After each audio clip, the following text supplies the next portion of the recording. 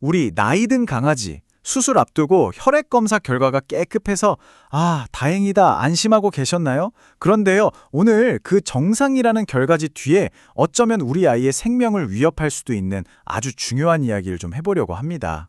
정말 생각하고 싶지도 않은 모든 노령견 보호자분들이 가장 두려워하는 그 상황. 바로 이 질문에서부터 오늘 이야기를 시작해 볼게요.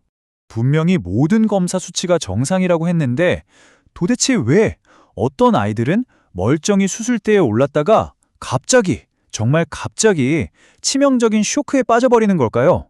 그 원인을 한번 추적해 보겠습니다. 자, 핵심은 바로 이겁니다. 진짜 위험은요, 우리가 흔히 보는 그 혈액 검사 결과지에는 아예 나타나질 않는다는 거예요. 우리가 오늘 주목해야 할 그 보이지 않는 범인, 바로 내독소 혈증이라는 겁니다. 간단히 말해서 장에 있던 나쁜 독소가 혈관으로 새어 들어가서 온몸에 염증을 일으키는 상태라고 보시면 돼요. 그러니까 이게 왜 무섭냐면요, 일반적인 마취전 검사는 간 수치, 신장 수치 이런 걸 보잖아요. 근데 이 내독소 수치는 아예 검사 항목이 없어요. 그래서 혈액 검사 결과가 정말 완벽하게 나와도 이 조용한 시한폭탄은 이미 몸속에 자리 잡고 있을 수 있다는 거죠. 자, 그럼 이 숨어있던 문제가 어떻게 갑자기 터져 나오는 걸까요? 바로 마취가 그 위험한 스위치를 켜는 역할을 합니다. 어떻게 그런지 한번 보시죠. 마취는 단순히 잠을 재우는 게 아니에요. 몸에는 엄청난 스트레스거든요. 자, 보세요. 1단계, 마취가 시작되면 혈압이 떨어지죠. 그럼 2단계, 자연스럽게 장으로 가는 피해 양이 줄어들어요. 이걸 내장허혈이라고 하는데 바로 이때 3단계에서 약해진 장벽을 뚫고 장에 있던 독소, 즉 LPS가 어마어마한 양으로 혈액 속으로 쏟아져 나옵니다.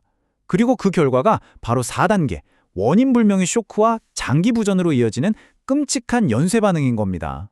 그런데요, 여기서 끝이 아닙니다. 상황을 최악으로 만드는 두 번째 문제가 있어요. 바로 몸속에 퍼진 이 독소와 마취제가 만났을 때 벌어지는 일입니다. 이걸 이중타격, 그러니까 더블 펀치라고 할 수 있는데요. 한쪽에서는 내독소가 심장을 직접 공격해서 펌프질하는 힘을 약하게 만들고, 다른 한쪽에서는 마취제가 혈관을 늘어지게 만들어서 혈압을 뚝뚝 떨어뜨리는 거예요. 심장은 약해졌는데 혈관은 힘이 없으니 혈압이 그야말로 재앙 수준으로 떨어지겠죠? 이게 바로 약을 써도 혈압이 오르지 않는, 손 쓸 수 없는 불응성 저혈압 쇼크입니다. 이게 그냥 그럴 수도 있다는 수준의 이야기가 아닙니다. 실제 임상 데이터는 정말 놀라운 사실을 보여주고 있어요. 한 주요 연구 결과를 보면요, 혈액 속의 내독소 수치가 높았던 환자는 그렇지 않은 환자에 비해서 심각한 수술 후 합병증을 겪을 확률이 무려 7배, 7.5배나 높았습니다. 정말 엄청난 차이죠. 이 그래프를 한번 보세요. 정상 그룹의 합병증 발생률은 3.5%에 불과합니다. 그런데 내독소 혈증이 있던 그룹은요, 26.1%예요. 거의 30%에 가깝게 수직으로 상승해버립니다. 그래서 연구자들이 뭐라고 결론 내렸냐면요, 이 혈중 내독소 수치, 이것 하나만으로도 수술이 실패할지 않을지를 예측하는 가장 강력한 지표라는 겁니다. 우리가 아는 다른 어떤 수치보다도요. 자, 그럼 이렇게 무서운 이야기만 하고 끝낼 거냐? 아니죠. 다행히 희망이 있습니다. 이제는 이 위험을 알고 대처할 수 있는 새로운 접근법이 있으니까요. 여기서 가장 중요한 건 모든 마취제가 다 똑같은 건 아니라는 사실을 아는 겁니다. 이 위험 앞에서 어떤 마취제를 선택하느냐가 정말 중요해지는 거죠. 예를 들어서요, 우리가 흔히 아는 그 프로포폴이라는 정맥 마취제 있잖아요. 여러 연구를 보니까 이 프로포폴이 가진 항산화 효과가 내독소 LPS가 심장세포를 공격하는 걸 막아주는 일종의 보호막 역할을 해준다는 게 밝혀졌어요. 실제로 연구 논문에서도 이렇게 말합니다. 고위험 환자에게 어떤 마취 약물을 선택하느냐는 그냥 좀 더 좋은 걸 쓰는 차원이 아니라 말 그대로 삶과 죽음을 가르는 결정이 될 수 있다고요. 그럼 보호자로서 우리가 뭘 해야 할까요? 그냥 가만히 있어서는 안 되겠죠?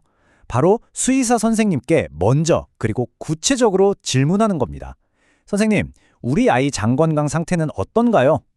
혹시 모를 내독소 혈증 위험을 관리하기 위해서 어떤 마취 계획을 갖고 계신가요? 이렇게 대화를 시작하는 게 정말 중요합니다. 마지막으로 이 질문을 꼭 드리고 싶습니다. 여러분의 소중한 반려견은 혈액 검사 결과지 너머에 있는 이 보이지 않는 위험에 과연 대비되어 있나요? 오늘 이 내용을 아셨으니 이제 올바른 질문을 던질 수 있습니다. 그리고 그 질문 하나가 우리 아이의 생명을 지키는 가장 강력한 힘이 될 수 있습니다.